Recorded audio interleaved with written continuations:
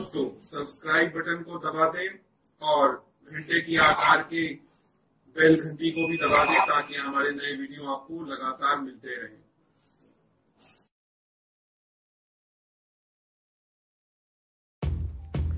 नमस्कार दोस्तों, धर्म रहस्य चैनल पर आपका एक बार फिर से स्वागत है। आज हमको 2 अनुभव प्राप्त हुए हैं और अलग अलग तरीके के दोनों अनुभव हैं।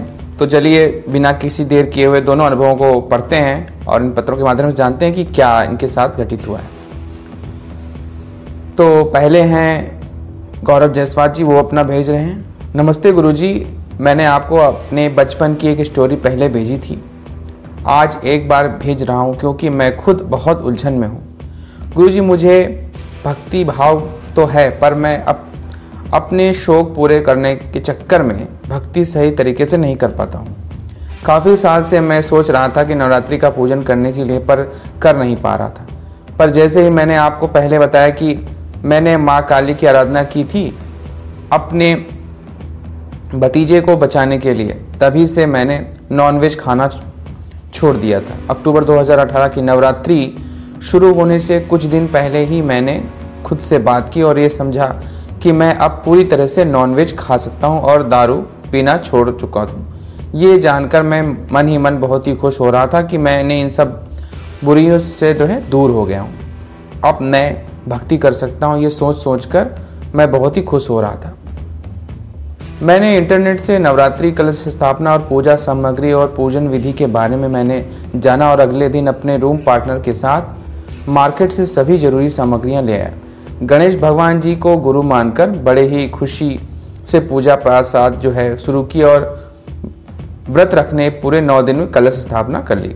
मैं जॉब पे भी जाता था और दोनों टाइम पूजा भी करता था, पर शाम को रूम पे आते मुझे रात 10:15 तक हो जाते थे। तो गुरुजी, ऐसे ही एक दिन शाम को मुझे ज़्यादा देर हो गई और मैं रूम पे पहुंचते ही जल्दी पूजा करने के लिए फ्रेश होकर बैठ गया। पर आज पता नहीं क्यों दिया बहुत कम जल रहा था। ऐसा लग रहा था जैसे कि अभी बुझ जाएगा। अब मेरे ध्यान पूजा में नहीं लग रहा था। मुझे बस यही डर लग रहा था कि कहीं दिया बुझ न जाए।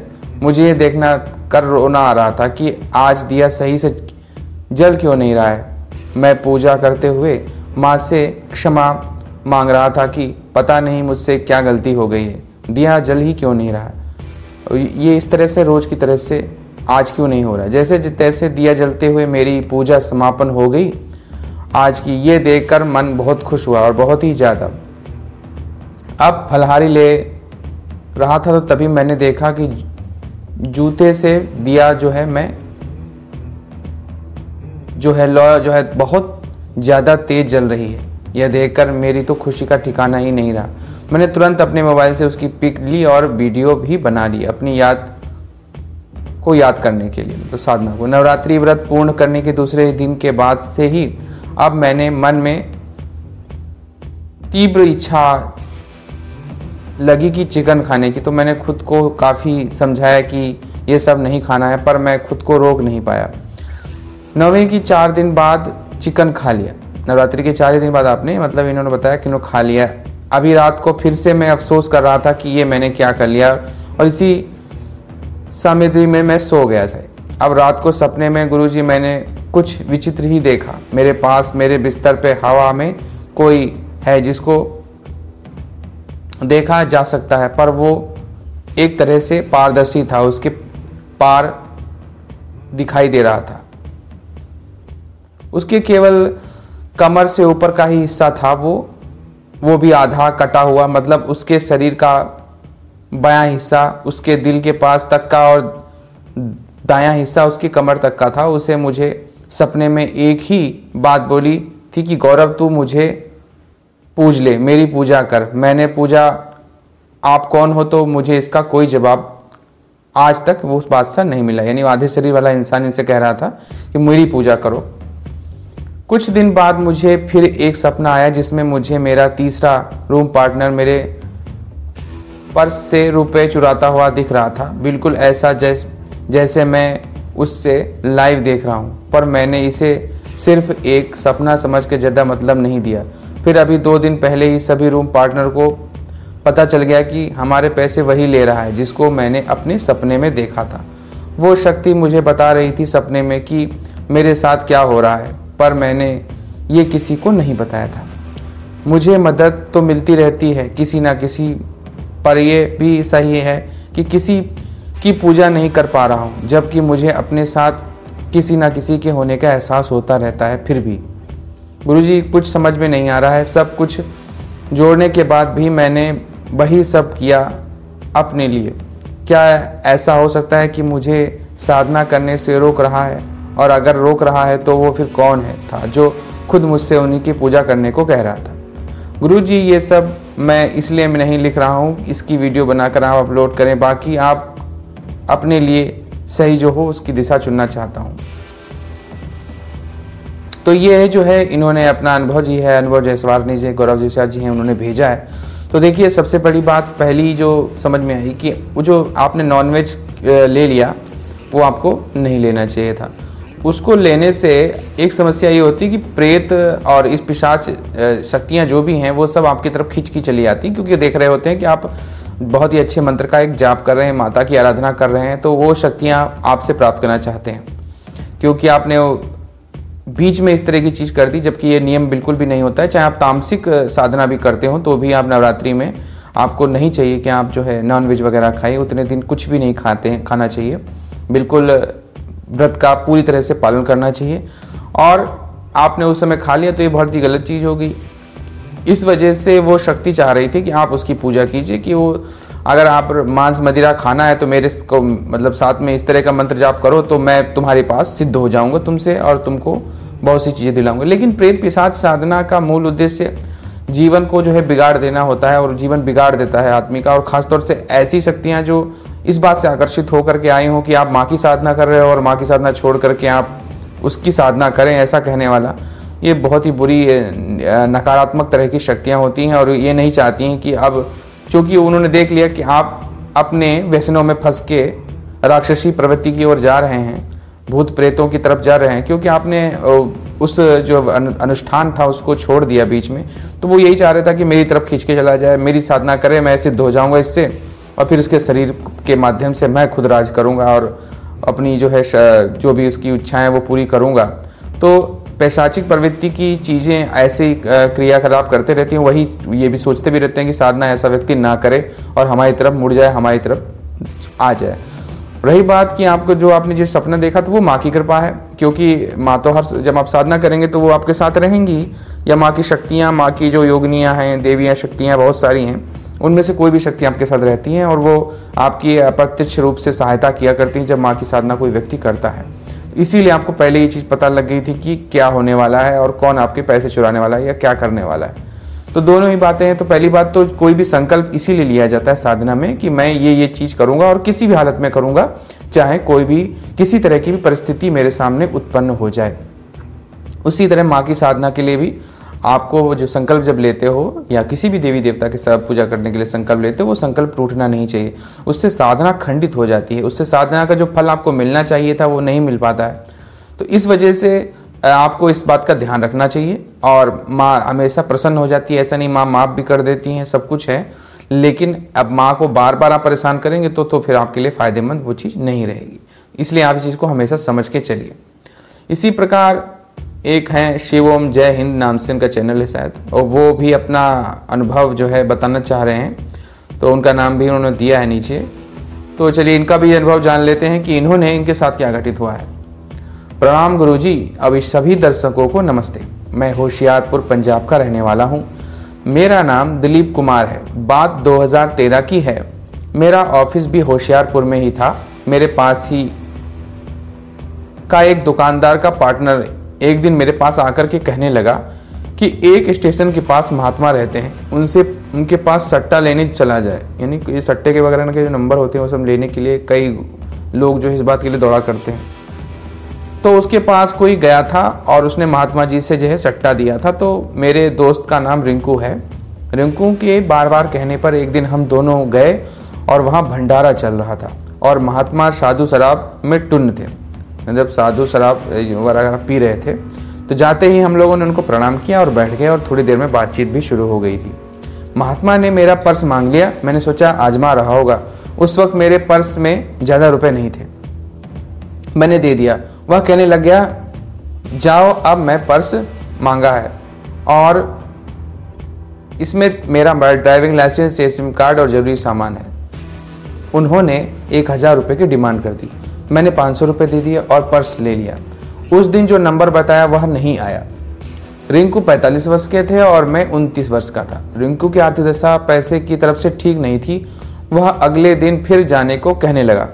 हम रात को फिर गए तो महात्मा ने बोतल लाने को कहा। मैं बोतल ले आया। ये जितनी बोतल लेने के लिए जैसे मंगाते हैं तो उस तरह मंगा लिया। फिर साधु महात्मा जी रुड़की सहारनपुर के पास दत्तात्रेय मठ के साधु हुए थे और वह लंगोट में ही रहा करते थे। उन्होंने अगले दिन भी जो नंबर दिया वह भी नहीं आया। फिर हम कुछ 1-2 दिन बाद जाते रहे। करीब 1-1.5 महीना वह शराब मांगते, हम ले जाते, वह नंबर देते, वह नंबर सीधा नहीं आता, उल्टा पलट के घट्टा बड़ा करके आता था। वही एक और साधु जी से और मुलाकात हुई। वह भी आध्यात्मिक मार्ग में घर छोड़ चुके थे और कोई ठिकाना खोज रहे थे। वह मेरे ऑफिस भी आ जाते थे। मैं उन्हें हिमाचल के बिलासपुर में रहने वाले नाथपंथी भोलानाथ जी से बात करके उनके पास छोड़ कर आया और उनका आश्रम व्यास दरिया के किनारे जंगल में धोला सिद्ध के मार्ग में ज्वाला जी के पास ही स्थित था। भोलानाथ जी ने उन महात्मा जी का नाम सेवानाथ रखा था और अपना शिष्य बना लिया था। सेवानाथ जी की लगभग उम्र 70 के करीब की थी और भोलानाथ जी भी की उम्र भी लगभग 50 के वर्ष की करीब थी। वह स्थान हमें भी बहुत अच्छा लगता था, तो सेवानाथ को भी उनके हिसाब से बहुत कुछ पसंद आया और खुशी में ही वो भक्ति वगैरह भी वहाँ पर बैठ के करने लगे थे। मैंने स्टेशन वाले साधु के पास इस बात के लिए जाना छोड़ दिया और जो भी साधु मिलता उसे सट्टे की कसौटी परखने लगता। एक और दोस्त सोनू बाबा था, उसने मुझे एक सट्टे का मंत्र दिया था। मैं उसे रोज रात करने लगा और 40 दिन करने के बजाय 6 महीने बीत गए और बड़ा उदास रहने लगा और गुरुजी मेरा स्वास्थ्य भी बिगड़ने लगा। 8 किलो भार भी कम हो गया और पेट में दर्द होने लगा। काफ़ी इलाज करने के बावजूद मैं ठीक नहीं हुआ। मैंने भोलानाथ जी से बात की और उन्होंने उनको अपने पास बुलाया और मेरे दांत से दलिया प्रसाद बनवा के धुने में और दरिया में विसर्जित करवा दिया और एक सफ़ेद चादर भी दरिया में चढ़ाई। वहाँ उसी रात मैंने 11:30 बजे एक जाती अवस्था में एक सफ़ेद चमकदार कपड़े को संत को देखा और उसके साथ एक काला सा व्यक्ति था जो एक जगह नहीं ठहरता था। कभी पेड़ पर, कभी उसके बाल गोल जटाओं जैसी जीव सांप हो। वह मेरी तरफ आया और तभी मैं जाग रहा था और ये सब जो है मैं सपने में देखा था और मैं ये इस बात से लेकर उठ गया, मतलब उठ बैठे। मुझे नाथ जी ने आसन मंत्र और सट्टे का और गुरु मंत्र, ओम गुरु पूजा तेरे सिवा नहीं कोई दूजा आदि और मंत्र दिए। वापस आते समय मैंने अनुभव किया कि पानी की बूंदें बार बार गिर रही हैं, कोई बादल वारी नहीं थी। गुरुजी उनके बाद अनेकों अनुभव हुए। पहले जैसे मैं सोता था, मुझे 1:45 से लेकर 2 बजे तक मंगलवार और वीरवार को कोई दबा लेता था। उसके बाद मैंने उसे महसूस किया कि कोई ताकत मुझे थोड़ी दूर से दबाव डालती है, पर मैंने उसे पीटा और उसके बाद फिर वो नहीं आई। एक बार मुझे नाथ जी से 200 रुपये उठकर जाप करने को, 2 बजे उठकर मतलब जाप करने को कहा। मैंने से उठा नहीं जाता। उस दिन कोई 2 बजे उठाकर बिठाकर गया और मैं बहुत डर गया। बजरंग बाण का पाठ करने लगा। मेरे साथ रात को कोई बात करता था और कहता सट्टे का नंबर ले ले। मैं कहता मुझे नहीं चाहिए। मेरे कान में नंबर की आवाज़ आती थी। मैंने लगातार सट्टे के नंबर लिए। मेरे नाह करने के से अब आवाज़ नहीं आती है। गुरुजी मार्गदर्शन कीजिए। नाथ जी इस दुनिया से चले गए हैं, अब कोई अनुभव भी नहीं होते हैं। 2010 में से श्री कुमार स्वामी जी से बीज मंत्र की दीक्षा ली थी। उनका कुंजी मंत्र हर महीने बदल जाता है और हर महीने मंगवाना पड़ता है। 2016 के बाद नहीं मंगवाया है। अब रोज कुंडिका स्त्रोत का पाठ और निर्वाण मंत्र की 2 माला करता हूँ। आप क्या मुझे दीक्षा लेनी चाहिए? ये पूछ रहे क्या आपसे मुझे दीक्षा लेनी चाहिए? और 2 साल से मेरा मन पहले की तरह उदासी रहता है, कोई अनुभव ही नहीं होते हैं। मेरी सबकी उन्नति के लिए आपने बहुत योगदान दिया है। एक तरह से आप गुरु का दायित्व निभा रहे हो। आपके गुरु तत्व को प्रणाम। कोई गलती हो गई हो तो अज्ञानी समझकर क्षमा कीजिए। आपका श्रोता दिलीप कुमार भार्गव। तो देखिए भार्गव जी, चीज़ वो लेनी चाहिए। ऐसा नहीं है कि कोई गुरु जो है या कोई व्यक्ति अगर कोई साधना करता है तो उसके पास शक्तियाँ नहीं होती हैं, साधना से उसके पास कोई ऐसा जो है लौकिक अलौकिक शक्तियाँ नहीं प्राप्त होती, सबको प्राप्त होती हैं। लेकिन आप क्या हैं? क्या आप किसी ऐसे व्यक्ति से कोई मंत्र लेंगे जो ऐसी जगह पर रहते हो या ऐसा कुछ कार्य करते हो जो एक साधारण व्यक्ति या यूँ कहिए कि एक गृहस्थ व्यक्ति कर सकता है? तो हमेशा इस बात को हमेशा ख्याल में रख कर के गुरु के से जो है सिद्धियाँ मंत्र वगैरह लेने चाहिए कि आप का उद्देश्य क्या है। सबसे पहली बात है कि अगर आप गृहस्थ जीवन में हैं तो गृहस्थ जीवन के मंत्रों का ही आपको ऐसे गुरु को लेना चाहिए जो व्यक्ति भी गृहस्थ ही हो या ऐसा व्यक्ति हो जो लौकिकता से जुड़ा हुआ हो। अगर आप अघोरी मंत्र कोई ले लेंगे या अघोर मंत्र का जाप करेंगे, नाथपंथी मंत्र का जाप करेंगे, तो आपको नाथ मंत्र को अपनाना भी पड़ेगा। ऐसा नहीं कि आप नाथ मंत्र को अपनाएं, आप गृहस्थ जीवन व्यतीत कर रहे हैं, रोज दिनचर्या में लगे हुए हैं और नाथपंथी मंत्र आपने ले लिया, तो आपको सूट नहीं कर पाएगा, क्योंकि आपकी दिनचर्या और उस गुरु की दिनचर्या या उस मंत्र की दिनचर्या वैसी नहीं है। इस बात को समझ के आपको हमेशा वो मंत्र लेने चाहिए जो आपके अनुकूल हो सकता है आप जो है संन्यास लेना चाहते हो तो आपको मोक्ष के मंत्रों को ज़्यादा लेना चाहिए, ना कि आपको आध्यात्मिक ये धार्मिक मंत्रों को, इस तरह के मंत्रों को ले लेना चाहिए जो आपको भौतिकता की तरफ लेके जाए। तो इस बात का ध्यान रखना चाहिए। दूसरी बात, आपका उद्देश्य सट्टे से जो है लॉटरी प्राप्त करना, लॉटरी के लिए आपने ध्यान देना था तो लॉटरी जैसी चीज़ों पर मत ध्यान दिया कीजिए, क्योंकि जो चीज़ आपके भाग्य में नहीं है वो इस तरह की साधनाओं करने से भी आपको नहीं मिलती है और उल्टा आपको फंसा लेती है इस तरह की चीज़ें। तो इन चीज़ों के से दूर भागना चाहिए। मंत्र वगैरह ऐसे लेने चाहिए जिनसे आपका आध्यात्मिक कल्याण तो हो ही हो, भौतिक कल्याण हो और धीरे धीरे हो। जिस कार्य को आप कर रहे हो उस कार्य में वो ऊर्जा भर दे, और उस कार्य की ऊर्जा भरती है तो फिर आप निश्चित रूप से आध्यात्मिक स्तर तो प्राप्त करते हैं। स्वर्ग में जाने की आपकी सीढ़ी पक्की हो जाती है, लेकिन भौतिकता भी आपको प्राप्त होती है और भौतिकता में आप धीरे धीरे करके बढ़ते चले जाते हैं। आपको पता नहीं चलता कैसे पीछे से बैकअप आ रहा है, किस तरह से कोई शक्तियां आपकी सहायता कर रही है, और जो काम आप कर रहे होते हैं उसी पर आपको मेहनत करनी चाहिए। और यही सिद्धांत का नियम भी है। इस पर मैं निश्चित रूप से कभी ना कभी वीडियो बनाऊंगा कि ब्रह्मा जी ने क्या कह करके मनुष्यों के लिए जो नियम निर्धारित किए थे उसमें क्या क्या कहा गया था। तो उसमें वही एक कहा था कि देवता लोग जो की पूजा हम करें और देवता हमारी सहायता करें, इस बात की जो है कहानी बनाई गई थी। तो ये स्थिति ऐसी की गई थी। तो इस तरह से हमें ध्यान रखना चाहिए कि हमें जो काम करना है वो काम करते रहें, उसको और तीव्रता से करने लगें, और उसी में जब मंत्र शक्ति जुड़ती है तो वो आपके कार्यों को और सहज बना देती है और आप जिंदगी में आध्यात्मिक और धार्मिक दोनों के साथ साथ भौतिकता को भी पूरी तरह से प्राप्त कर ले जाते हैं।